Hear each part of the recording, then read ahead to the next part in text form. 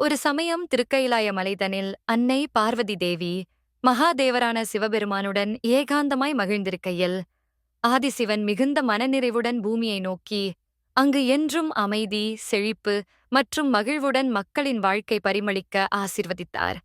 ஆனால் அன்னை பார்வதியோ சிறு பிள்ளையாகவே மாறிவிட்டார் போலான உவகையுடன் ஏதுமறியாதவர் போல குழந்தமையாக அவரது கண்களைப் பொத்தி பிள்ளை விளையாட்டில் ஈடுபடவே அடுத்த நொடியில் இந்த உலகமே இருண்டு தட்டாமலை சுற்றியது. கடல் சீற்றத்துடன் கொந்தளித்து அடங்கியது. மிரண்டு போன தேவர்களும் முனிவர்களும் ஏனைய ஜீவராசிகளும் கைலைக்குத் திரண்டு வந்து தங்களை இந்த இயற்கைச் சீற்றத்திலிருந்து காத்தருளச் சொல்லி சிவனிடம் சரணடைந்தன.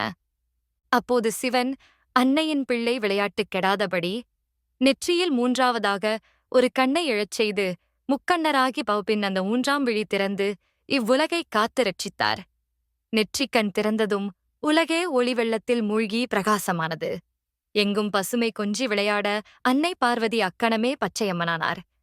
மகாதேவரின் பாதங்களின் விழுந்து வணங்கினார்.